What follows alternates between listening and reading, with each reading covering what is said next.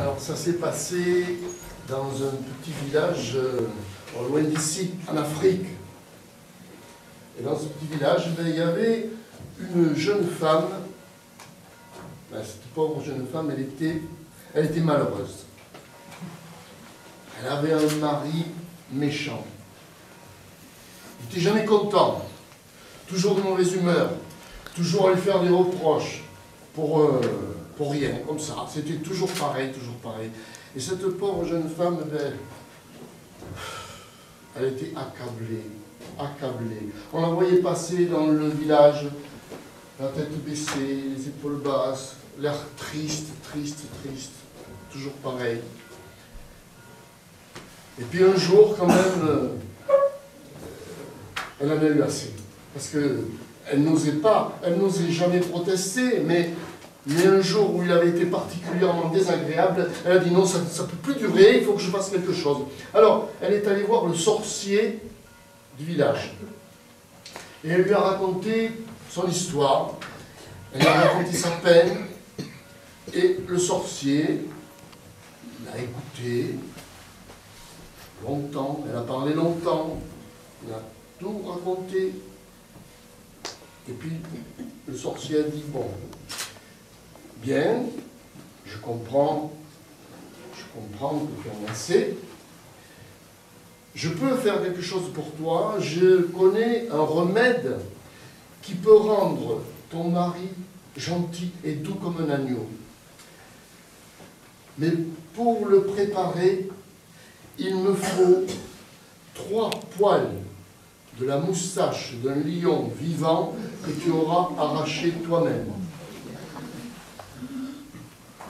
Si tu me les rapportes avant la pleine lune, je pourrai faire quelque chose pour toi. Sinon, inutile de revenir, je ne pourrai rien pour toi. Elle est où, ma chance? Elle est où? Comment je peux la trouver, ma chance? La vieille ermite lui a dit, bah, c'est simple. Ta chance, elle est là d'où tu viens. Retourne chez toi, elle est au bout du chemin. Ah bon? Et puis Raymond lui a parlé de l'arbre qui ne poussait pas, de la jeune fille qui pleurait tout le temps, du loup qui était tout maigre. Et pour chacun, le vieil ermite a donné une réponse. Et Raymond a pris le chemin du retour, le même chemin que celui qu'il avait pris à l'aller en sens inverse. Il a marché, c'est dit, ma chance m'attend au bout du chemin. Ma chance m'attend au bout du chemin. Ma chance m'attend au bout du chemin. Ma chance m'attend au bout du chemin. Bah, j'y vais, allez! Et il s'est mis à courir, à sauter partout. Il était content, il savait que sa chance l'attendait au bout du chemin. Il est arrivé très vite auprès du vieil arbre, enfin de l'arbre tout rabougri. Et l'arbre lui a dit, hé, bah attends, et moi alors, qu'est-ce qu'il a dit, le vieil ermite? Oh ben c'est facile, il y a un trésor qui pousse là dans tes branches, il suffit de le déterrer, puis après, bah, tu vas pousser comme il faut. Ah, c'est tout, bah alors, vas-y, déterre-le, le trésor, prends-le.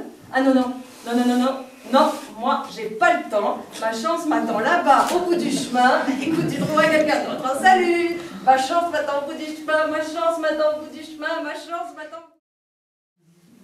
Vous avez compris, c'était un bon endroit, le champ du vieux figuier. Un bon endroit, mais un champ plein de cailloux. Et ça, tout le monde le sait. Un champ plein de cailloux. Vous enlevez les pierres, vous travaillez la terre, et ça fait remonter les cailloux. Et c'est ça que fait. C'est ça que fait. C'est pour ça que le guillou, quand ils arrivaient pour travailler ce champ, ils servaient toujours à sa miette la même ritournelle. Oui, la petite phrase toute prête, qu'on aime bien répéter, un peu toujours dans les mêmes occasions.